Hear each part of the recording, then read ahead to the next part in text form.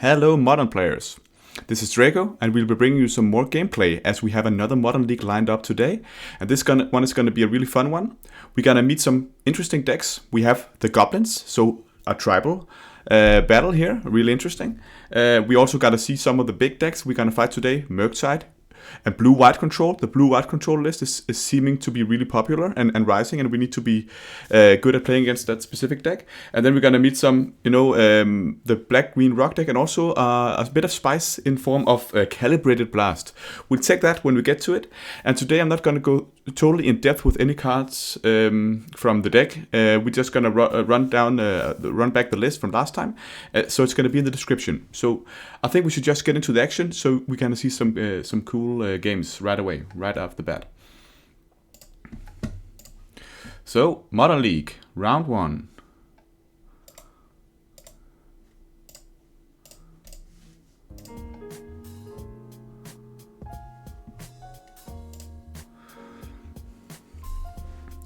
Yes, and of course, this list, I'm still running the same 60 main deck that I really like. We got all the classical effects of the 8 lords. We have the 4 tide shapers, the 4 ether vials, so pretty stock, but we're running 3 subtleties, as you can see here. This hand, a bit bad, but this is a great hand, and I think here we just sent back, I think we should send back the Glasspool Mimic in this situation here. We're against Kring, Mr. Kring. We sent down back the Warlock Grove. The Warlock Grove can sometimes be painful initially, and we don't have that fast a hand either. So I think potentially we just want to play out the Glasspool Mimic as a land in turn 2. But we did draw a land here, so we could potentially also just play out the Master. Get some pressure on. That means there'll be some time until we get value from the ether vial, but here it's fine. We also want to see if we potentially could copy with Glasspool Mimic. And it's conspicuous Snoop. Very conspicuous indeed. Conspicuous Snoop is a really good card. It allows him to play with the top card revealed, and then if it's a Goblin, he may cast that Goblin. So, of course, in a Goblin deck, this is a really key card. And in general, Goblins, you want to take out their key pieces. And there's different types of Goblin decks. And this one is more like a deck that is the black-red version that just want to throw out a lot of Goblins. And then use different types of sack effects to gain value from having this crazy amount of Goblins out there. And he released from the top Goblin Matron. And I think before he gets value for the conspicuous Snoop, I think it's correct just to get it off the ground. What do I see here? Bucket Harbinger. So this allows him to tutor up a Goblin and put it on top. Oh, so we know Kiki-Jiki is on top. Kiki-Jiki. Really, really nice card. I sometimes forget it's a Goblin. We drew a Force Negation. Okay, Force Negation is not interesting in this matchup here, but let's just attack in because we have the option of either vialing a Glasspool Mimic, so if he blocked, we could copy it. What does he play? Slink Gang Lieutenant. This card is so good in this deck. It gives him a couple of Goblin to fodder, but it also gives him the sack outlet and the ability to sack his creatures. He attacks in. We can do the Sphere Loon block. This is pretty decent.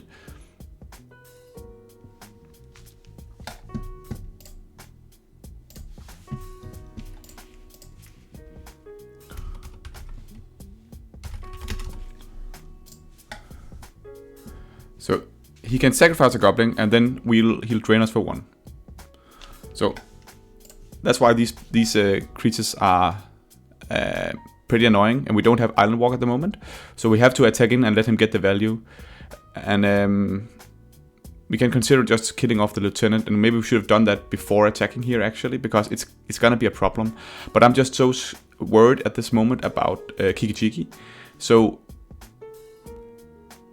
I want to kill off the Kiki-Jiki instead. But that could be argued. Maybe it's better to kill off the Sling Gang, leaving him to be, not have the best play, because then a Kiki-Jiki on an empty board would be bad. So he plays Walk Marshal instead, and now I think it's time to get that lieutenant off the ground.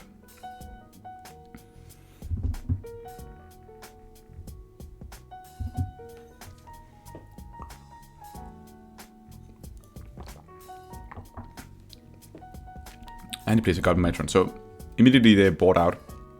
Mog Marshal is pretty cool because it gives him something he can sack, both in the form of the token and in the form of itself, and when he then die from the echo effect, he also get a 1/1. But we have a pretty good board here. The problem is that he can just block everything we do. So drawing a Tide Chipper or Spreading Sea would have been great. Unfortunately, we didn't. And our Force of Negations and E-Vials are stacking up here. And another land here. We ticked up the Vial to 4 because we have 3 main deck subtleties. And a subtlety on the Kiki-Jiki would have been pretty good here. So what does he do? Munitions Expert. I love this card. Also really cool art. This allows him to gun down our master for exactly 4, because he has 4 goblins. No, that's pretty good. And now he can do the insane play of, what is he gonna do? Another Munitions Expert. Whoa, Kring, you're doing it. This is such a great play. Now we got 5 goblins to kill off the Svelun exactly. And because he took down the master first, we have no indestructible anymore. So now it's looking really rough. Great play by Kring, and I think these Munition Experts looks awesome in this deck. I'm a fan of tribal, so I love seeing the Goblin decks go off here. Also, Goblin Matron is a cool card.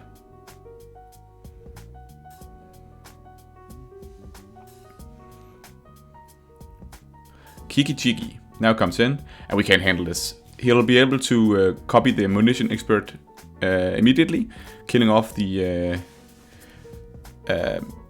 our lord, our master. So really well played by Kring.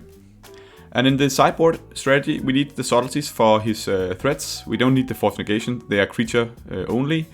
We can discuss other things here. I don't think Spreading Seas is that interesting. Maybe Brazen Borrow is better just to bounce something, but it's not insanely good. But I think we don't have that much in the sideboard against them. So when we take out our Spreading Seas and our Force of Negation, we need to put in other things. And Brazen Borrow is decent. You can maybe bounce a token at some point if he plays a Munitions Expert, and you can bounce one of the goblins so he won't be able to kill Svelun or something. So we had a banned hand, so we mulliganed. This is looking better.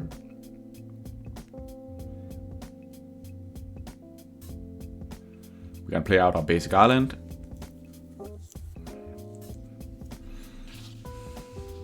I think subtleting one of the big threats, like a Sling Gang Lieutenant or something like that, could be really good.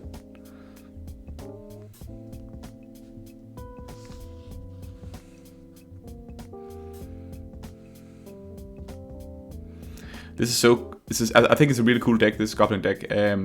Back in the days when I played Magic as a kid, I played with the Goblins back from the Golden Age, where people had Goblin Lackey, if you remember that little Goblin. 1 mana, 1/1, that when you hit the opponent, you could take a Goblin from your hand and then put it into play. And then we would play something like Siege Gang Commander, the 2/2 that gives you 3 1/1s. That was pretty crazy. Or something like Goblin King. Okay, and here I think we should just play down Svelun. They don't have that much removal, and he can't do the other thing here. So I think it makes sense to do it.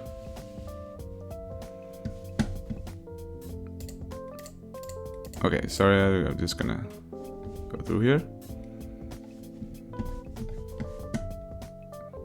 And he plays down Mock. War Marshal.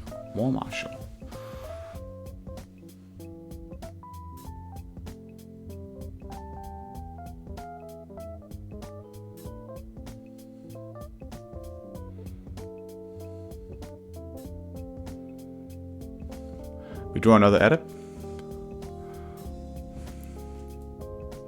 And here now we have the Indestructible Sverloon and the subtlety up to potentially stop Munition Expert. So this is looking pretty good. He can do so much with the Ether Vials. It's pretty scary with a double Ether Vial.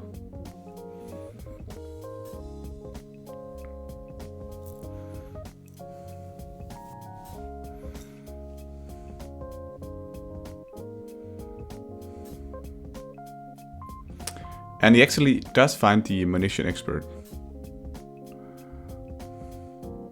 And now what comes in here, I think it's a Siege Gang Lieutenant. This is a threat. And in this case, I think we need to get the Sling Gang out of here.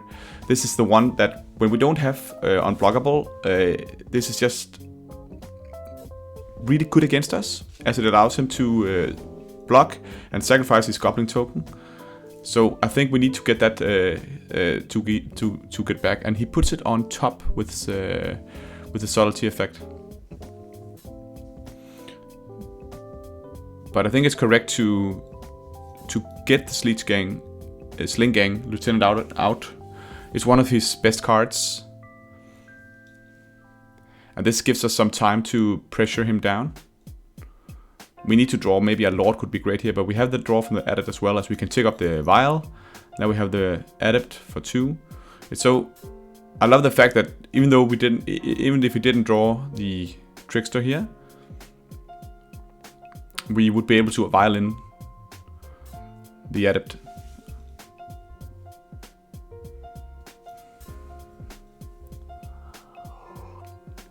If he double blocks, I am quite fair with that.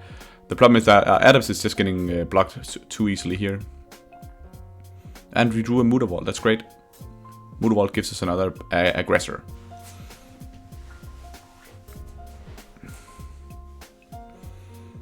But it's kind of the same thing that these guys are doing with the...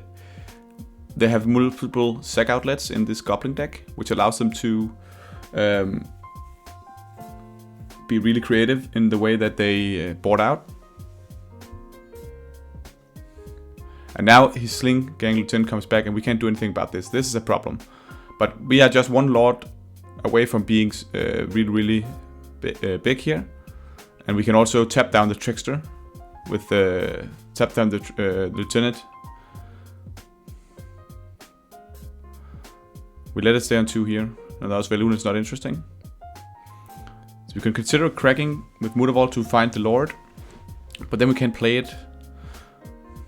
And attacking with Mutavault is also pretty good. So there's a consideration of trickstering down the Lieutenant before attacks, then he can't sack when he blocks, which is one of the annoying plays that he do.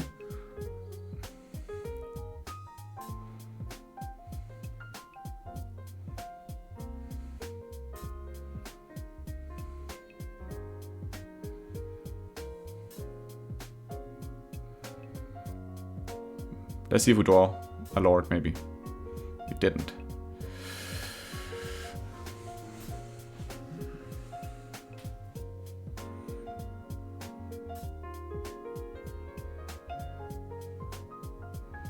So we go to attacks. We get a draw from the Sverloon, and we just choose to attack with that one. Harbinger is interesting. This gives us a little fun interaction where we can... And he just jump blocks and do. So we did this only for the draw. I think it's even though he would be able to not be able to sacrifice anything from the Sling Gang, he would be able to just block profitably with the tokens on all the adepts. I don't want that to happen. I need a Lord at some point.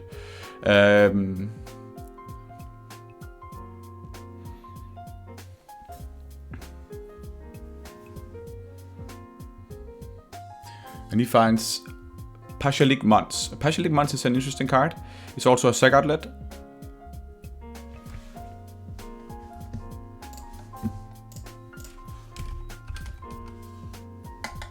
Pashalik Mons is one of the strong cards from Modern Horizons 1 for Goblins.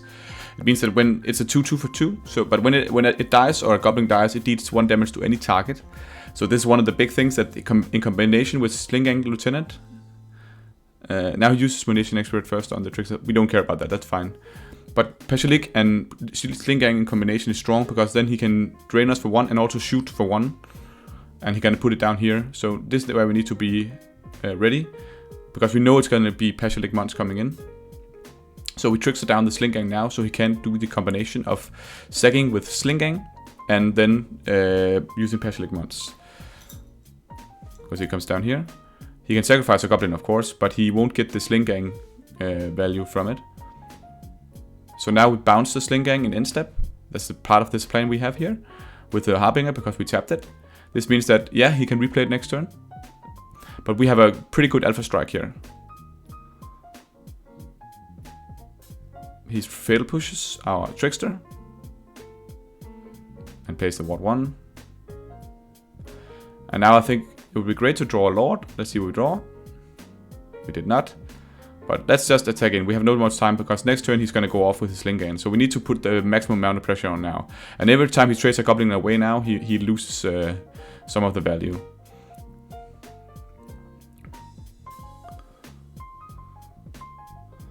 So he starts blocking a lot here. And he can then deal a lot of damage, but we have the ward triggers to protect our creatures. So he can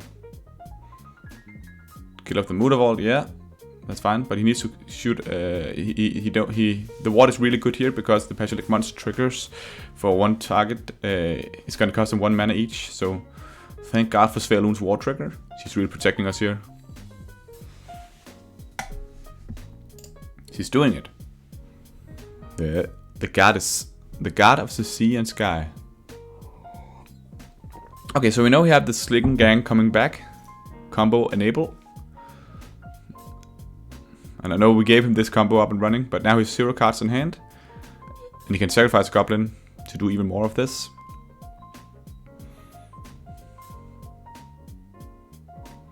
But this is actually a pretty difficult matchup, as these Goblins are just all over the place, and we can't really get... We haven't drawn our Tide Chippers and Spreading Seas in this matchup to get...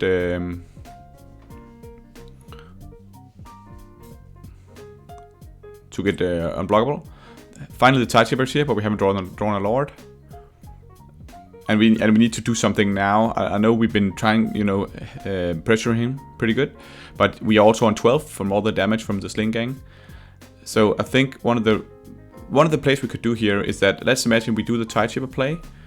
Then we have unblockable if we have a Lord. We don't have a Lord, but attacking with Svelun before blocks will allow us to draw one of our 8 Lords. We haven't seen them yet, but there are 8 in our remaining 40 cards.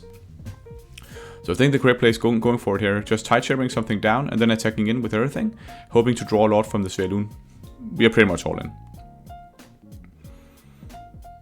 So we attack with everything. And we need to draw a Lord. Come on, let's do this. It's a Trickster. It's not a Lord, but it's a Trickster. And the Trickster is not the worst, because we'll also be able to use that to deactivate one of the effects from one of these guys here. And I think maybe the Pashalik is the one we need to take out. His ability to make sure that every time a Goblin dies, it deals 1 damage. I think that could be pretty good to remove. He's not going to block with it anyway, so we might as well do it after blocks. No, then he can sacrifice in response. I think we should do it now, actually. We do it now, and we take down... I think we should take down Pashalik. So Pashalik effect of dealing 1 damage is gone. I think that's important. And now he can start blocking. So he can block and he can sacrifice. He'll take 2 damage going down to 8. I can see this is so tough not being able to be unblockable. So when you play against Goblins, I think even though we look at their mana base and we can't really store them for mana, I think we need all our Spreading Seas types effects, because they are going over us. It's kind of more like a combo deck, starting to sacrifice all these Goblins, shooting them out of the cannons and dealing us damage. They haven't attacked yet, and we are on 10. So this is not like it's not an aggro deck, So I think the right thing to do in these kinds of matchups against the Goblins is to try to put the pressure on from unblockable damage. So we need our Lords and we need our Spreading Seas, and then I think we can raise them.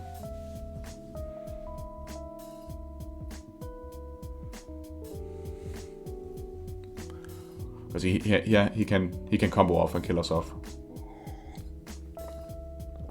So I think we needed the Lord.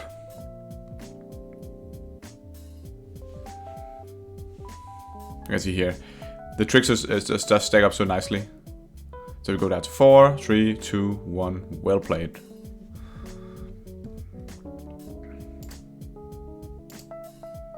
Okay, round 2. We are down the first game against a really nice Goblin player, and we meet May 7X Makes, who immediately inquisitions us, and he takes our master. He's mastering us. I think taking the master is really an interesting line. If I were to play against Merfolk, I would always take the Ether Vial from my Inquisition on 1. I think Inquisition is a great way to stall people's game plans, and our game plan is to get down the Ether Vial. He plays down the Tarmogoyf, and Tarmogoyf is already a 2-3 because of the master and the Inquisition in the yard. So pretty good play by Ma7X, Max. I'll call you Max. He know about the trickster, of course. In this is either it is like Yunt or Rock or anything like that. There's like this black-green Rock deck that's been doing really well, and they play both of those decks. They play Urza Saga, but I think it might still be correct to play out the Tideshipper, because then we have the option of trickstering the Tarmogoyf when he attacks in. Yeah, what I mean is that he know about the trickster, so he won't attack in anyway. And I think maybe keeping him off green mana is a decent play, but then he plays the Urza Saga, and we are kind of punished here. So I think in this case, it's actually wrong to play the Tideshipper. One of the things that I've really found is that find out your opponent, find out which cards they have, and make sure that you use your solutions against those cards optimally. And with the Tideshipper, that's a really good card against Urza Saga, so we need that against Urza Saga. But luckily for us, we draw Swealoon. What a great draw. Let's get that one down, and we can get in for 2, and now we have the Trickster up. He knew about the Trickster because of the Inquisition. That was why I didn't want to, just have it stay in hand, because he would then not attack, and then I would just end step Trickster, and that would be horrible. But I think it's still a better play, actually, just saying, I don't develop my board this turn then. So this is actually an interesting situation, because he's passing the turn with Urza Saga on 2, which means he's going to make a construct. The Trickster is great against constructs, because it makes the construct into a 0/0. It loses all abilities, which means that it don't get power from itself being an artifact or other artifacts. So we have the perfect answer for both Tarmogoyf and Urza Saga. We got the Merfolk Trickster. That's why we want to Vial up to 3 and attack in now, because yes, he has a big Tarmogoyf, but we have the option of Trickstering with Flash, and then also copying from Vial the Glasspool Mimic on the Trickster, doing it all over again.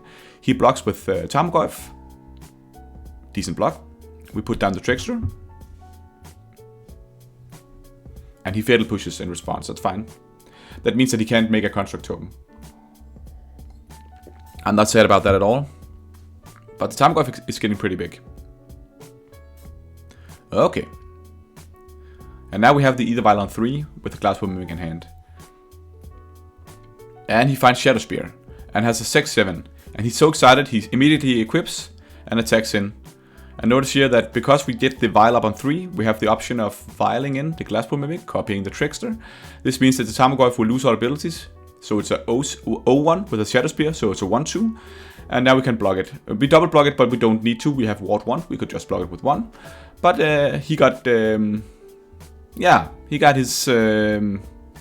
we outplayed him a bit here. So pretty nice to see that these instant speed effects from Trickster and Glasspool Mimic is such a blowout sometimes. And now we can just beat in with everything, putting pressure on. And he scoops it up. So you can see from the Aerial Reclaimer, oh, he actually concedes here. But the Aerial Reclaimer says it's the black-green rock. But he actually concedes, and I think that's, he couldn't handle the pressure. No, it's fine. I think he was not liking the way that we got his Tarmogoyf off the ground. But again, Trickster is just such a good card. This hand is good, and we are against the tunneling cat. So, always scared when I see a cat with my fish. The fish is typically not in it's a good situation.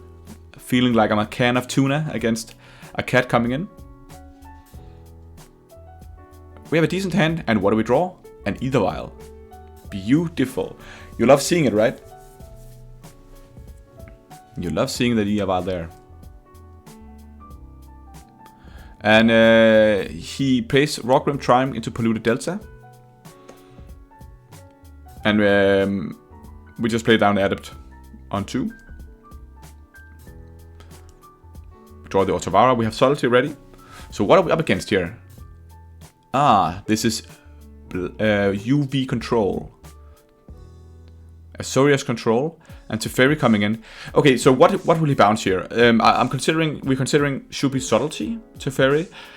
This is the problem with salting Teferi is that it'll just come back the turn after, being big, just as big as a problem. And because we have Ether Vial on 1, we can put in a 2/2 Tideshaper, and bouncing an Adept wouldn't be good. So I actually allow Teferi to come down because we have multiple attackers on it. And now we draw the Glasspool Mimic. I think that's fine. I don't wanna. We wanna attack Teferi. We don't want to attack him. So the master is not important. This is in this specific case. And what we're considering is how many creatures should we actually use to attack the Teferi. I think it's correct just to get the Vial back down. It's so good against control because of the uncounterable effect, and to make sure that he doesn't use Solitude on our attacker. We attack with both, and then just play down the Vial. We have a decent board. We are not in a hurry to do anything here. And plays another Teferi. Okay, kind of similar situation. What is he gonna bounce? He might bounce the Vial, but the Vial is not that dangerous for him yet. He might bounce the Adept, then we can redraw it. He might bounce the Tideshaper. I think we'd let him do this again. And he did bounce the Tideshaper. But we still have 2 attackers. So even though he has a Solitude, we will be able to take off the Teferi. So this is a situation where many times you would just sit down and use the subtleties to counter the Teferis, but I think it's correct in both cases here to let the Teferi resolve, because we do have pressure on board. But I love playing this matchup here against Azorius Control. I love the deck. It's a really cool deck. And the Tunneling Cat. He's tunneled in on Teferi. Are we attacking with both creatures on Teferi, or are we attacking only with one? We could play down the Lord, so we have a bit more oomph in our attack, which means that the attack on the Tunneling Cat would be actually for 3 damage. That's not irrelevant. That's actually pretty good. But I think we still want to make sure that Teferi dies, so we just attack both in on Teferi. And now we could play our Otavara, holding up Trickster for end-step Trickster. I don't think there's any need to hold up the Otavara. Of course, it's a legendary. That's why. So the consideration was to let Teferi or let Otavara, one of them die, so we have the option of playing a Trickster in end step. Otavara is not going to be that relevant in this matchup, even though it's pretty good against Teferi because you can bounce it. So here we actually forget to Trickster in. I think it's correct to Trickster in because he can Supreme Verdict, but we forget to do it. And now we are in our own turn here. Drew a Lord. He keeps bouncing the Vial. And we still want to activate Vial. So here we are considering attacking. I think we should attack 2 creatures on Teferi and 1 creature on him. Because Solitude will only take off 1. And now he actually uses to use March. And use March on our Mutavault. Good play by him. And what's coming down now? The big Teferi. This one we need to counter. He has been stalling us decently. Now it's time to stall him. He actually puts Teferi on the bottom of his library. And now we can start putting down Lords. bit back and forth this, but we are continuously putting pressure on board.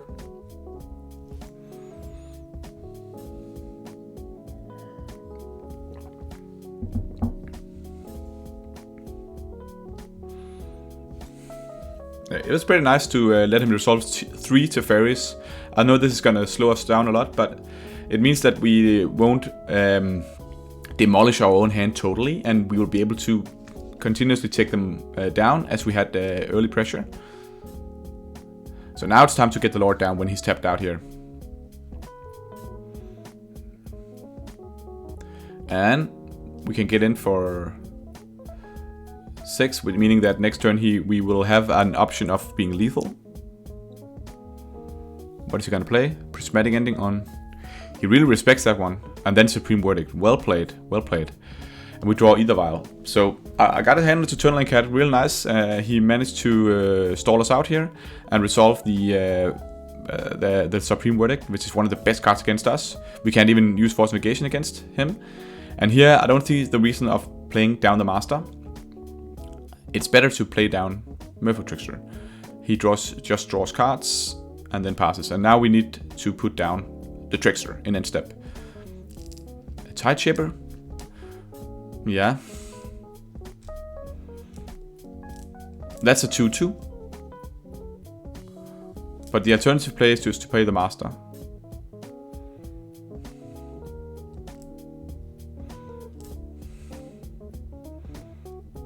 He doesn't do anything here. Maybe he's out of steam. We go in. Oh, the Wandering Emperor. This one is really, really good. I love the Wandering Emperor. It's like a flash. It has flash, so you can play it in end step, and then you can use the -2 exile target tap creature. This is of course what he want to do, so let's stop him from exiling our Trickster here. But the cool thing about this is I think it's a really nice card design.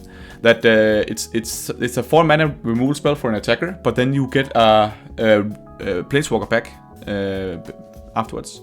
And now he gets to play it down.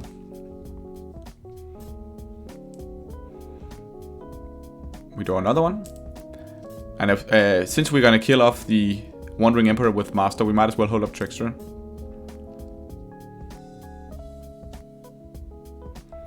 But it's really, really tight game here.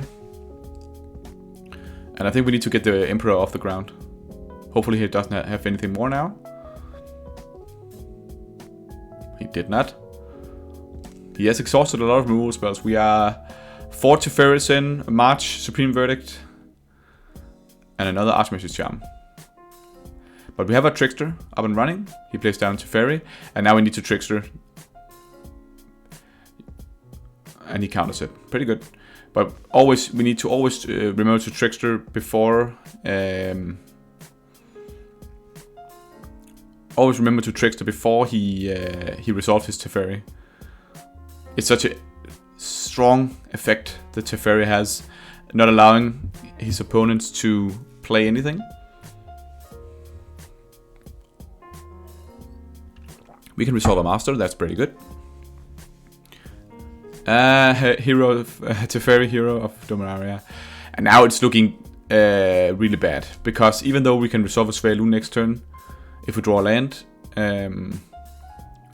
he got the Teferi to bounce it, so we are not looking strong. And I think instead we need to see if we can take the Teferi in a situation where he can't take off Svaelun, and he does have a Solitude, and this is just game over.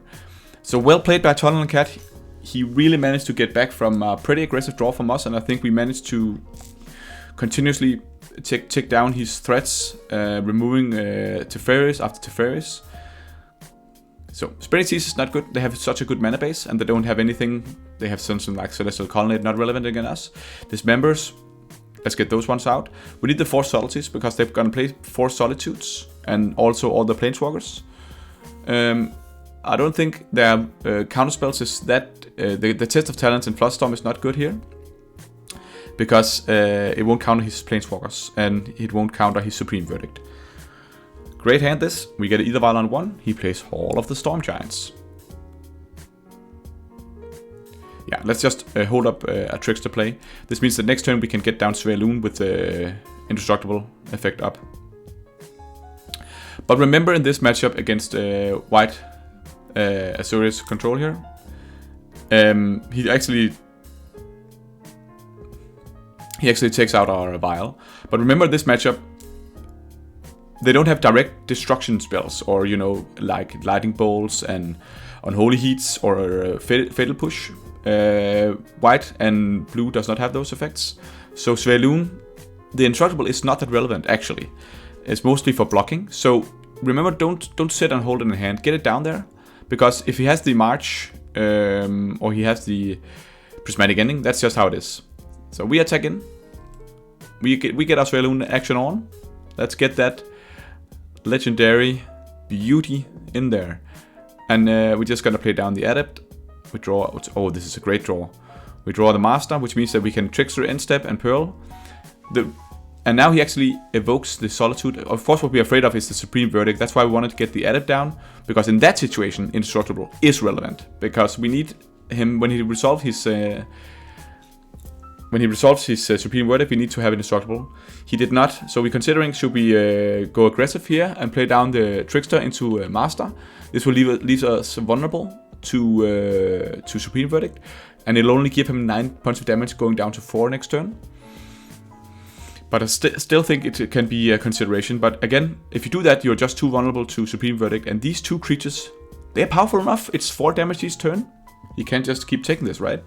So he goes down to 9. We'll relax here. We're playing either Vial. And next turn, we have the option of Brazen Borrower into Master, which is lethal.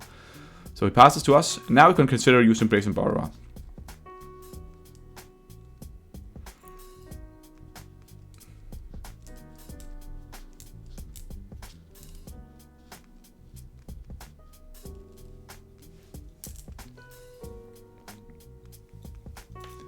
The Tunneling Cat.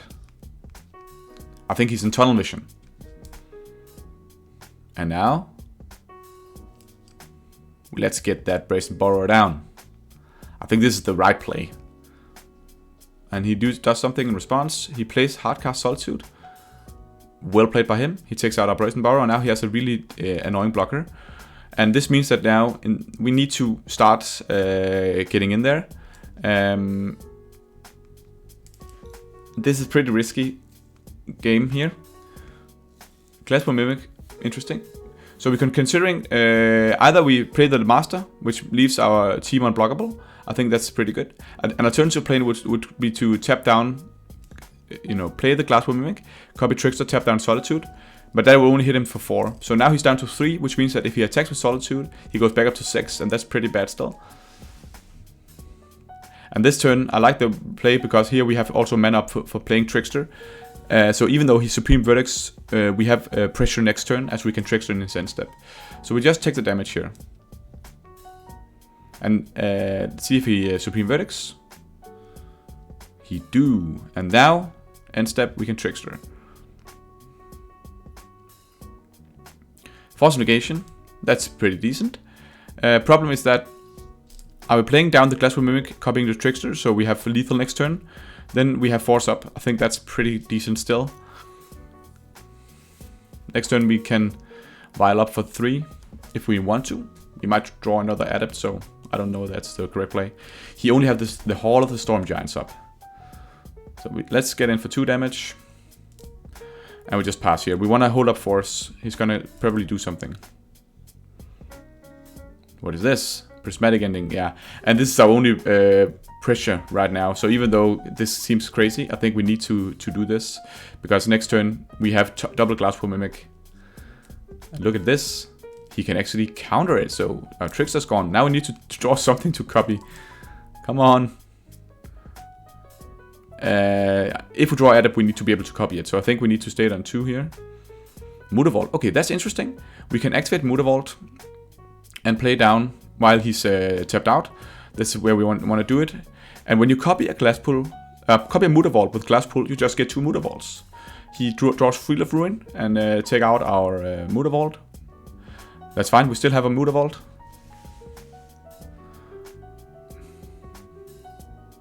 We need to draw, hopefully we draw something here, otherwise we are all in our Mutavault Glasspool Mimic action.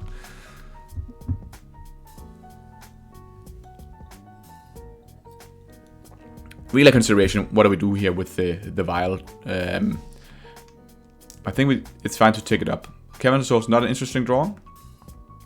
We can attack in. He has only one card in hand, and he can't activate Celestial Colonnade. But he can tap and bounce with Soaring City. And this is where it's so good that we tick it up, because we want to be able to do something like this at instant speed. So now we can activate the Mutavault again and replay the Glasspool Mimic. It was a Glasspool Mimic and he bounced it. And then we could activate the copy we just did to create another Mutavault. So we're really doing the Mutavault gameplay here. And he plays down Teferi. Tries to draw a solution for our Mutavaults. He has one card in hand. He can't activate a manland.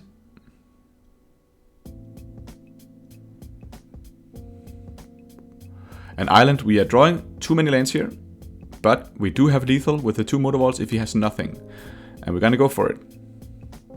It's funny thing that the Mutavault they actually have been copying these mimics are long gone. This is 2 Glasspool Mimics. And he cycles. Oh my god. We got it. 1-1 against Asuria's Control. Really tight. And if some of you guys have been following my games previously, I've had a lot of fun games where I've been running out of time.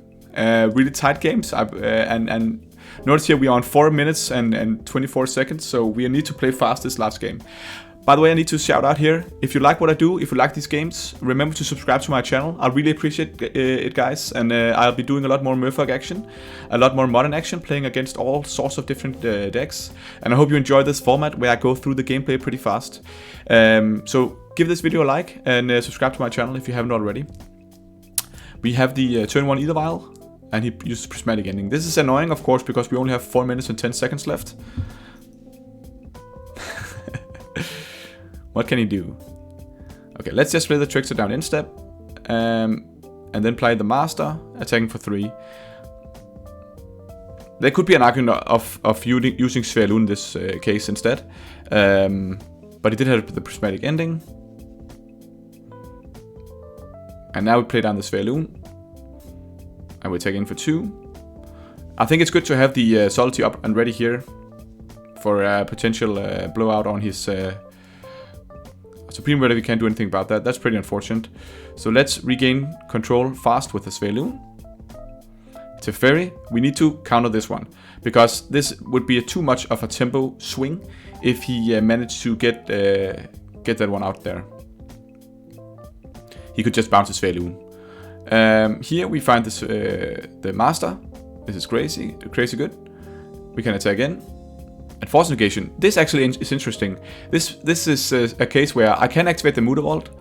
The Mutavault can be activated to make indestructible, but we need to have something to pitch to force. So I'm glad I didn't play the Tide Chipper before combat, because then we couldn't have pitched the Tide Chipper for the Force Negation, countering his Planeswalker here. And we actually managed to do it with 2 minutes and 30 seconds on the clock. Great stuff. I salute you. Thanks for the game, Tunnel and Cat. Really, really close game. So we are up 2-1. 2-1 in this Modern League. We beat Rock, Black-Green. He got his... we took him down. We beat Asuria's Control, but we lost in the tight matchup against the Goblins. This hand is... I think it's okay to keep it. Let's just do that. It's not insane. But you can do something like Otavaro turn 1, Mutavault into Tide Chipper turn 2, and then Waterlogged Grove attack with the 3/3. Then, yeah, so decent. Bloodstained Mire. This could mean a lot of things. And we draw the vial. We've been drawing vials like turn 1 on the draw. It's great. He finds Rockrim Triumph.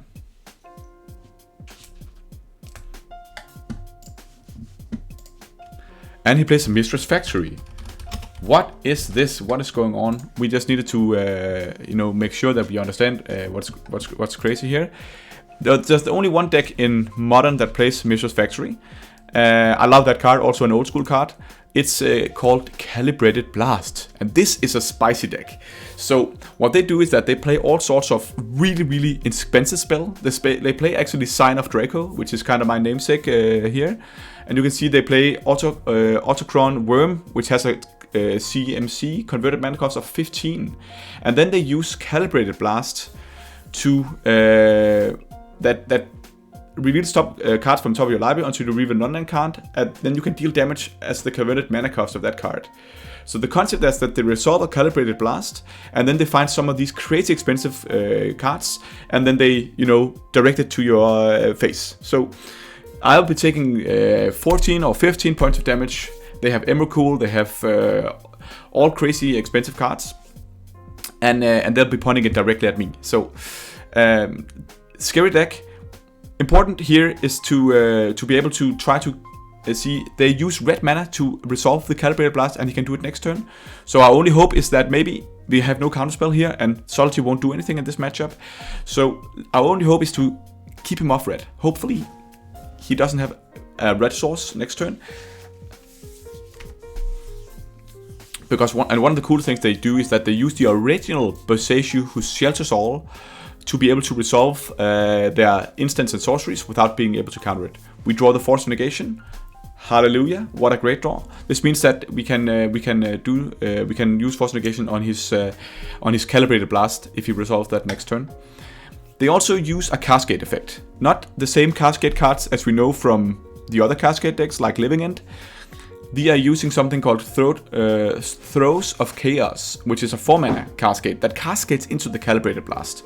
So he has sort of like 6 types of effect who can make him resolve the Calibrated Blast, make him create his giant cannons and hone us down. The consideration is: are we going for a Mutavault attack? We can trigger Violin the Master. And then we can attack with Mutavault, which will mean that he'll be taking 6 damage, going down to 13. And then, if we do that, we can play the Mutavault now, and then attack with the Mutavault next turn. So I think that's the correct play. And then we just pitch Subtlety to Force. The alternative play was to hold up Force so we can hardcast it, but Subtlety is never going to get relevant. And in this situation, I think it's better to see, can we resolve or do a attack that's so strong that we can actually kill him next turn. And here we can get him down to pretty close to lethal next turn. Okay, let's see what he does here. He founds the mountain, and he plays the Throes of Chaos. That's interesting. That's the card that can be cascaded into Calibrated Blast, and there it is. And we need to counter this. So the Calibrated it is gone, but he can retrace Throes next turn. So we need to find something here.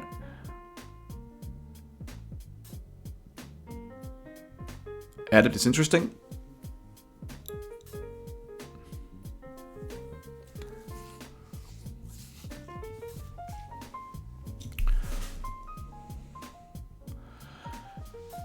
Okay, let's just attack it with both Mutavaults. And he didn't have the solution, so. Okay, we up 1-0. We gotta get all our subtleties out of here. They are not good. No creases in this man's deck. We gotta get all our counter magic in. And both Chest of Talents and Flusterstorm is good in this matchup. No Dismembers, no subtleties. They don't even have anything like post-board again, either. If you are to play against this deck, I forget to do it here, but I didn't really figure the Calibrated Blast actually have flashback from the yard for 5 mana, and with the retrace effect on the Cascade spell, we need to put in relics here. I kind of overlook that effect, but remember, if you are in this matchup, I would definitely take in the 3 relics, and then possibly take out 2 Spreading Seas. Yeah, 2 Spreading Seas out definitely, and maybe 1 Svaelun out. Typically in this kind of matchup, Svaelun is not at its best, because it's more a matter of overpowering them fast. So I would have gotten in a bit more. 3 Ether Vials on your starting hand. I love Ether Vial. This is maybe 1 or 2 too many. And we have also no counter spells in this specific hand. So this is a definite mulligan.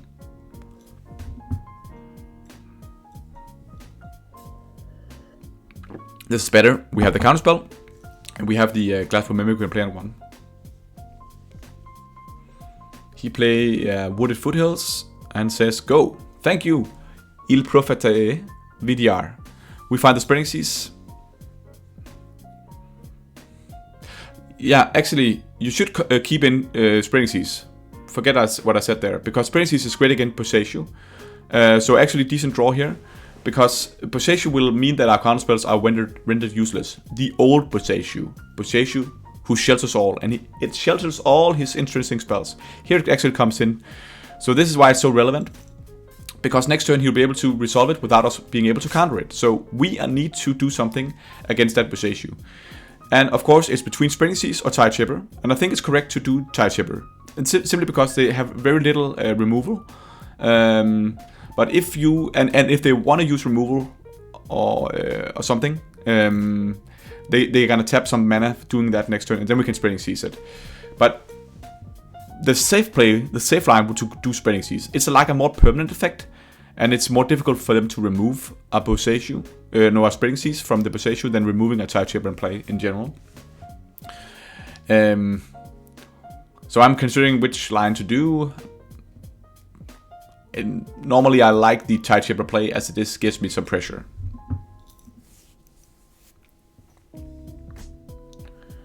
And he plays Mistress Factory, and he can play the Calibrated Blast. We can counter that one. That was why we wanted to get that out of there. We just put in the Mimic, and now we're pretty open here. We draw another Tide Chipper. And our only hope is that he won't have another red source. So we just play the Tide Chipper and taking him off, try to take him off red here. Does he have another red source? He does. Ramuna Cap Ruins. And notice many of the lands, Boseiju, it normally takes him 2 life to use it. And Ramuna Cap Ruins is also 1 damage. So now he actually resolved the Calibrated Blast. We can't do anything. What is he finding? Whoa, we took 15 points of damage. It was Autochrome Worm. Ouch. And we are pretty dead to rights here, because we are on 5 now, and we can take him down to 12, but that's not nearly enough. But notice that because if he took him off red mana, it costs 2 red to flashback the Calibrated Blast. So that's pretty cool. He didn't find another red source. So this is where it's really interesting. He has another Boseiju, and he needs to sack these Boseiju, so his mana is he's a bit unfortunate here. If he has 1 more red mana, he's going to use 2 mana from the Boseiju, then we can counter it. He's going to use 1 red mana from Ramuncube, so he's going to take 3 damage, resolving the Calibrated Blast next turn. Okay, so in effect he's on 9, actually. So if we can just get him down to 9, he won't be able to resolve his combo, because of 2 points of damage from Boseiju, 1 point of damage from Ramuna Cap. We need to be aware of this kind of thing, because this is actually really important. And how can we get him down to 9? If we didn't draw a land would be great, because then we'd actually just kill him by playing a Lord and activating Mutavault, attacking with everything. That would be lethal. And that was of course unfortunate, but playing the Master will mean that these 3 creatures will get him down to exactly 3. So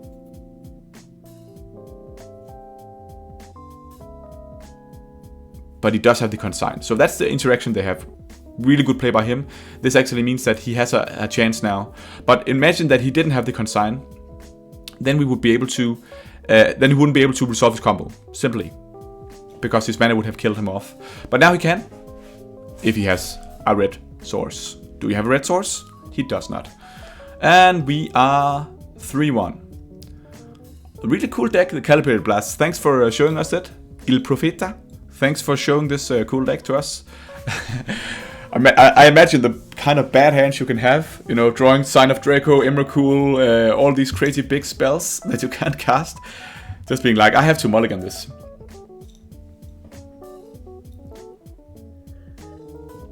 Last matchup of today. Let's see if we can get a 4-1. That could be pretty nice. And we have found our opponent. It's Be Real 2. This hand is pretty slow. This is a hand I'm really considering mulliganing, but we do have all our mana. And we do have a Warlord Grove to crack, and Mutavault is kind of a play sometimes. I actually think this is a kind of a iffy keep. We choose to keep it on the draw here, or on the play. We choose to keep this, but I'm not sure about this keep. I think maybe this is a hand that does too little.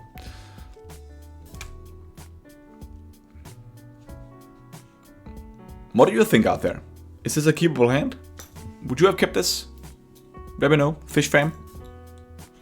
Let me know in the chat, in the comment section, if this is something you would like to keep, or say this just happens. There's too little action here. I'm always afraid, mulliganing a hand like this on the play. Let's say you just mulligan into something horrible. But again, I think in constructed Magic and in moderns, I think it's a good idea to be pretty aggressive with the mulligans to make sure that you have a game. He does play the Dynamite Channeler. So this looks like it's Murktide. And of course they could also be Grixis Shadow, but Sparkle of Canal means that it's typically Murktide. And we can ambush the Channeler here.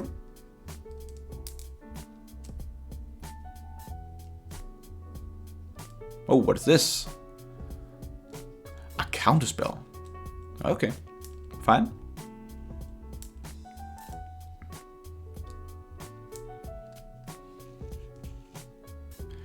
And we just try to do the same again. But notice here that he attacks in on a Mutavault. This is where it's difficult, because I think this signifies that he has a removal spell. And then would you rather him killing off the Trickster or the Mutavault? The Mutavault means that he kills a land. That's pretty good, but we have many lands. So I think this one is also really tight. Either you want to attack, put in the Mutavault, but the problem with putting in the Mutavault is that he might do something where he gets Delirium. He can't really do that. He has an instant and a land, so he won't get Delirium, so it's a removal spell he has. So the issue is that, do you want to get your Trickster killed off, or do we want to get the Mutavault killed off? I think this is a really difficult one again, because we have so many lands, and the Trickster is also good in future turns against the Dragon Rage Channeler. But we try the Trickster, see if we can ambush him. But I think there's a consideration for just doing the Mutavault activation and blocking. Then he kills off the Mutavault and gets in for 1.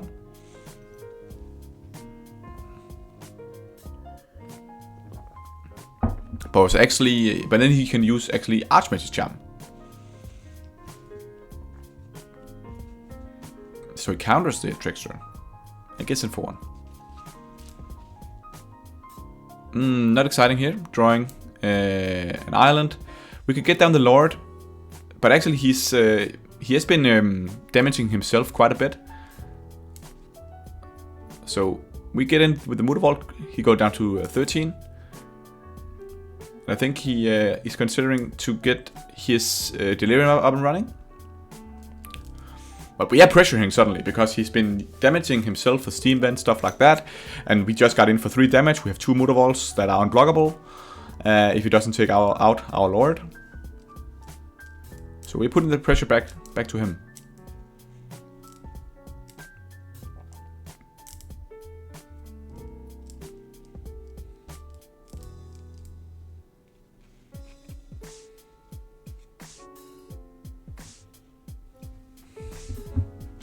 He has the Mistress Bauble, so now he can choose himself when does he want to have Delirium up and running.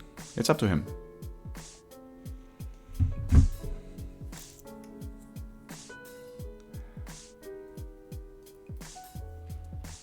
And he does it in his second main phase, which is interesting. This means that he doesn't want to raise us against the Mutavaults, so pretty good play by him.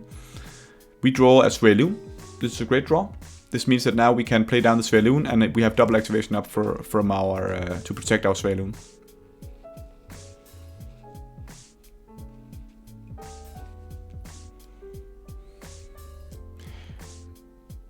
But he needs to attack now. The Dragon Channeler, he can't stall back any longer.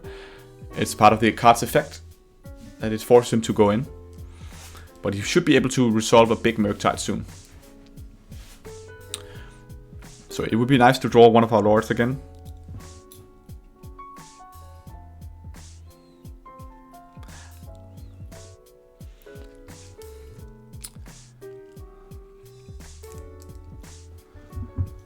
And he's considering what to do. 4 cards in hand. He's sitting and thinking, oh man, this Merfolk player, he really has a lot of action in his hand. I need to play around all the waterlogged groves.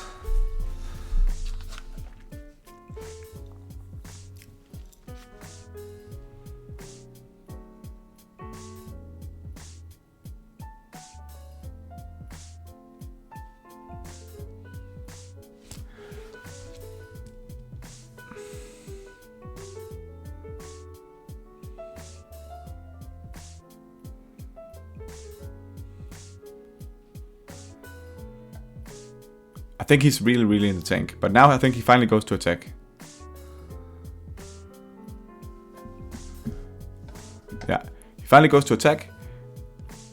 Thank you, be real. And he hits us down to 15, and he plays down. What does he play down? Is this a Murktide? It is a Murktide. A 4/4 Murktide. And a second Murktide. Okay, so this is pretty crazy.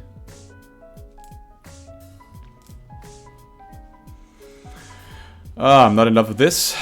We'll crack the Warlock Grove and we draw Spreading Seas. Not much you can do here.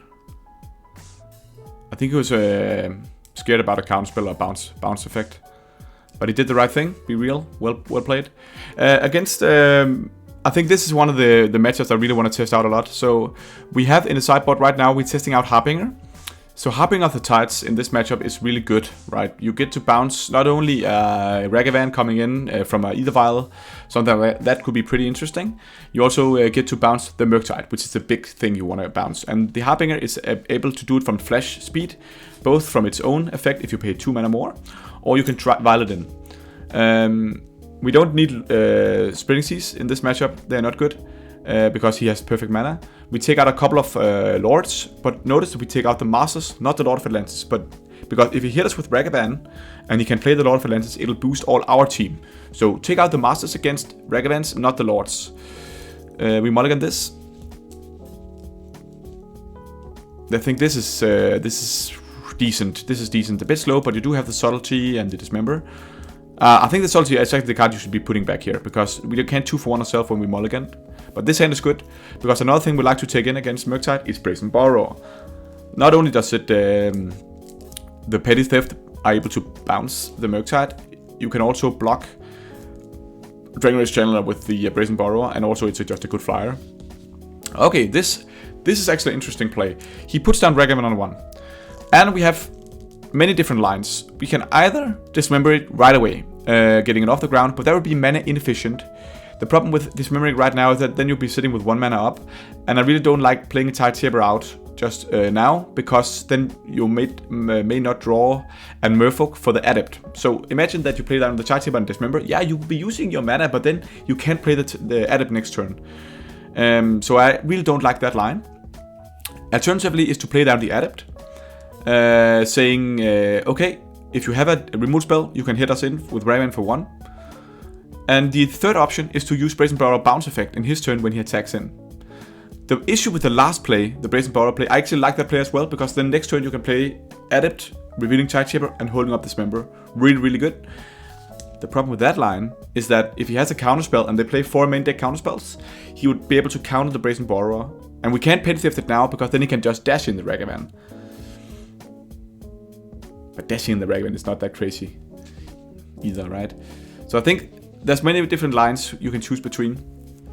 One of the things I like about the added play is that this gives him the option of killing it off, yes, and hitting us with Ragavan. But I think hitting us with the Ragavan is not insanely... You can't be too scared about getting hit by Ragavan. Otherwise, it'll just get the hold of you, right? So there's an argument just to do the added play. And I think it's a decent line. We know he's going to have the removal spell. We know he's going to hit us, but then he's going to use his mana. And then he can't play, for example, if he hit us Fairloon, he can't play that one because he will only have 2 mana available. And sometimes they'll also just hit nothing. He hits an island. Absolutely fine. So he used a lightning bolt on a Silvergill Adept. That's a 2-for-1 for us. And yes, he gets the treasure token and 2 damage in. But I still think this is absolutely fine. And then now this turn, we draw another Adept. This is actually a great draw. Now we can do the play that we really like. playing down the Adept and holding up Dismember.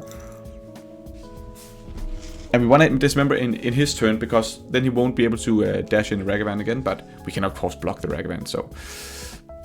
That's why there's also consideration of doing Dismember play now on Ragavan. But I think actually now when we have the Adept in play, it's better just to say we have the solution on board for your Ragavan. We have the Adept, we will block your Ragavan with the Adept, and then we have the Dismember for something else. Dismember is really good in this matchup because it also takes off the Dragon Ridge Channeler, and it also can kill the Murktides. It's often that the Murktides are not even much bigger than a 4-4 or 5-5. So he attacks in, and that's a, let's take this trade again. This is kind of a 2-for-1.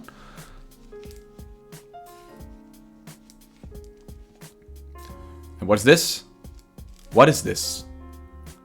A big bad dragon comes in, and it's a 4-4. So we got the option of Dismembering now. A consideration could be, I don't quite know if they run Spell Pierce, maybe they don't, but we don't have that much issue in waiting until our turn, which means that we can play around Spell Pierce. And of course, I don't think they play Spell Pierce, and I don't think they keep it in. But I don't think we are losing much in doing this, where we just are totally sure and wait till for our own turn. But you could argue just doing it in end step would be fine. Saying, yeah, you probably don't have one. But they might have Mystical Dispute, and I think they cite that in. So I think it is a good consideration, waiting for your own turn and then doing it in your own turn, so you have mana up so you can tap it out for that. So always be aware of that kind of thing. Using the spells when you have mana up to pay the triggers there. Another dragon. Murktide Regent is back. Luckily we have the best kind of solutions against these Murktides, as we have the Brazen Borrower, and his yard is totally exiled.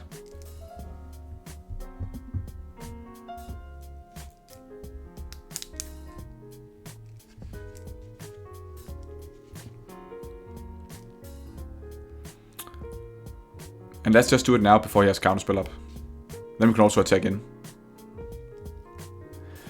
Just considering, are we gonna use Mutavault as an attacker? I don't think so. I think it's better to play the Brazen Borrower. And this is just such a good play, because he needs to use a lot of energy to refill his yard for Murktide.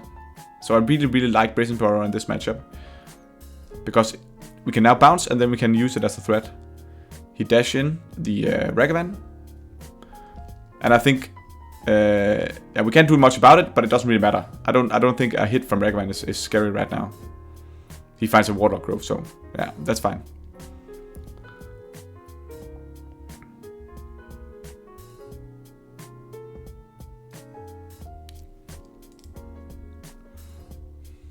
And soon, if I will be doing one of my versus episodes where I'll be testing a matchup, and the next one in line, here we just put in Lord, hit in for 7 damage, put him down to 7.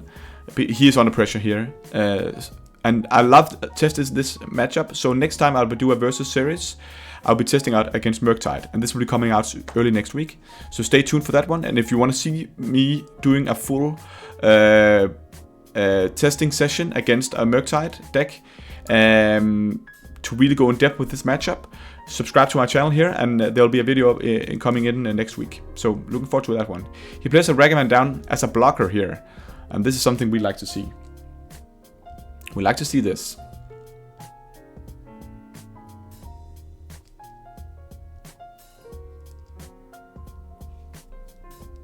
Engineered Explosives for 2, and normally Engineered Explosives is really good against Merfolk, but he can actually only take off our Lord.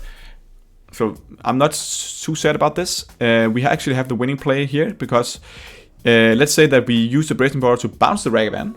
This was not the original intention about the Brazen Borrower, but this means that we will have 7 points of damage even if he kills off the Lord, because the Mutavault will still hit for 2, the Tidetipper still hit for 2, and the Brazen Borrower will hit for 3, so that's exactly lethal. So bouncing it here is actually pretty good.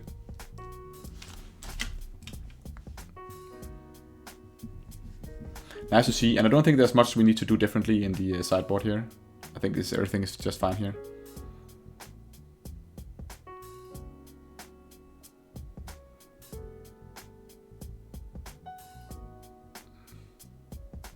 Okay, last game.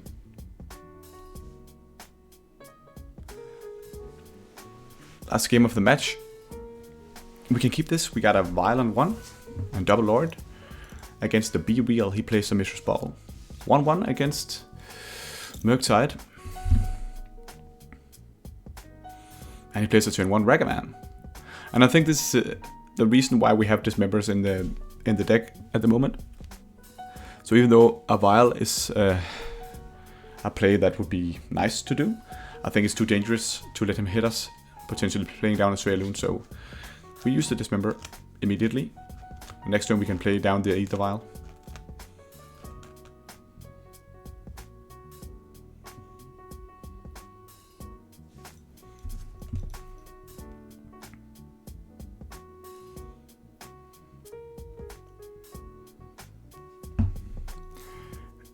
That was actually a pretty decent draw. So let's get the adept down.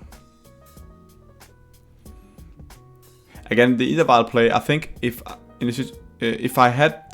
we had the lords only, I think actually the Ether Vial would be better to get down and get action on. But early adept is nice, but he does use the Mystical Dispute. That was pretty unfortunate.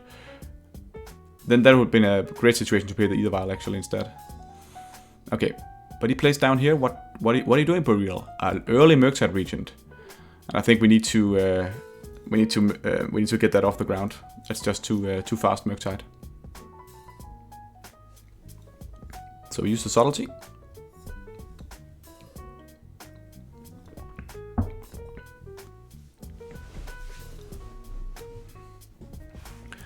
And that's of course costly, but he also use a lot of energy getting the subtlety or getting the Murktide up and running.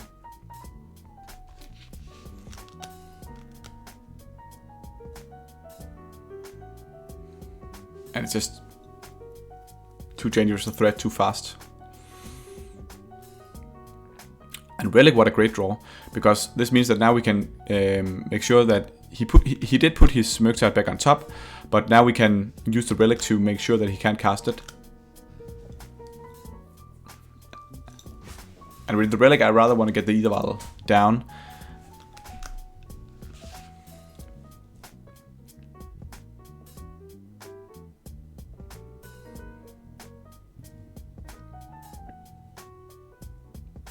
And I think we need to just keep his graveyard down. With the Relic, it's dangerous if he gets everything up and running. I don't see any reason why to put it on the Master. He'd probably have a removal spell anyways. So I think it's better just to wait with the Ether Vial. And now he plays the Dragon Rage Channeler.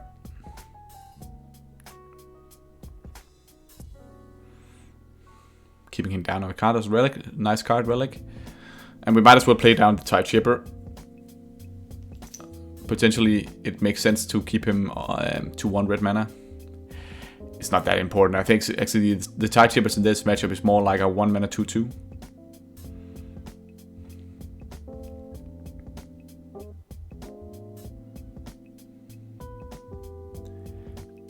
And he does not attack in, and now it's time to get the Master down so we can start putting on pressure. The Dragon Rage Challenger is going to be a 1/1, so we can easily attack in with the Master. But I think he has something here. And then he takes off the Tide Chipper. Interesting. This is actually a really nice play by Be Real. This means that he'll open up his Spirebluff Canal, so another red source. And he can Unholy Heat the Master. So we are really down on cards now. Well played by Be Real. And we don't want to take it up yet. We could potentially draw the Adept. That's a consideration to cracking the Relic now, to draw a card. And I actually think we should do that, because he will be able to cast his Murktide soon. But we just pass here, maybe wait a bit.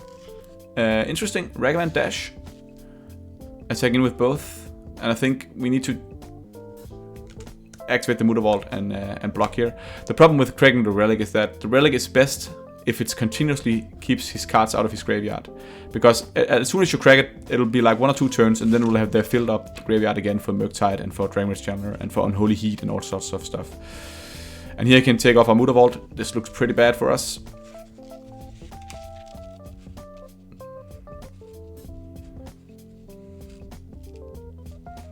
What does he hit? What did we have on text? We had a violent on top. That was actually not the best draw, so we didn't want to draw that anyways. What do we draw here? We draw the Svealoon. Ah, pretty nice.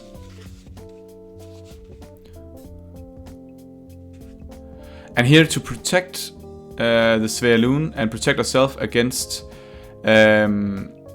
Murktide, I think we should consider using the relic now, because he can't play the Murktide next turn. So I know this is dangerous, but I think right now I like to do it. So now he's pretty far away, but this is where you see the power of the Dragon Age Channeler.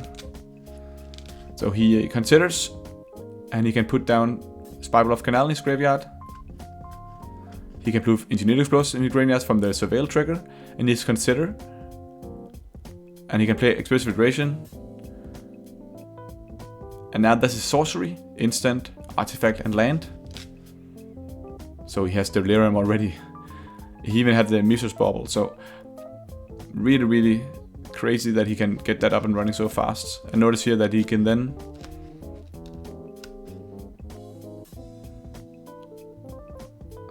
remember that when we exiled, he had 2 Unholy Heats in his graveyard. But he does have a third one. And this is just a nail in the coffin for us. Yes, we do have another Svealoon, but we're running out of time here, as his Dragon Rage Channel is also hitting us in pretty hard. And he does have another Dragon Rage, or Ragavan. Okay, so now we want to take it up, and we drew a Lord, that's fine. Here, we really want to use the Svealoon to ambush the Ragavan. Hopefully he doesn't have too much Murktide. We know they have 1 Murktide, so he's gonna play the Murktide. That's nothing we can do about that. That's gonna happen.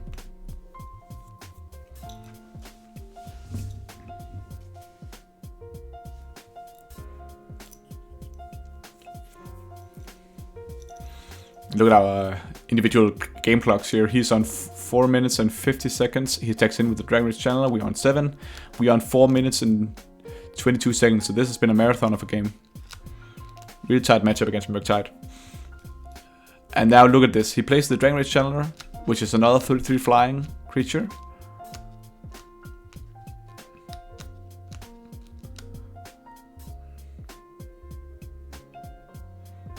And look, he just goes completely off here. We just bobble, looking at our hand, looking at our top card, and then he can play the Murktide. A huge dragon, 5/5 flyer. He didn't attack with Ragavan, so we just need to put down Svealoon here. He will probably be able to get it up and running next turn, so we can attack in here to draw a card. But drawing a land from the top and drawing an island from the Svealoon is not the way we wanted this to go.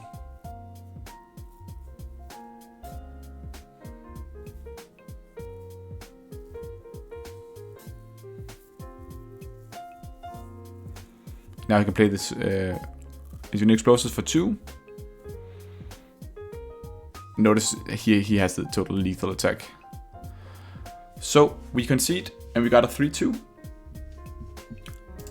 And I'm not unhappy about the games. I think it went really well. I think actually we have some really good matchups. We could have potentially won the Murktide matchup if we had a little more action on our bounce effects in the last game. I think a Murktide matchup is difficult, but it's pretty tight. And if we got some good things from the sideboard, like Brazen Burrows, like Harbingers, I think it's pretty good.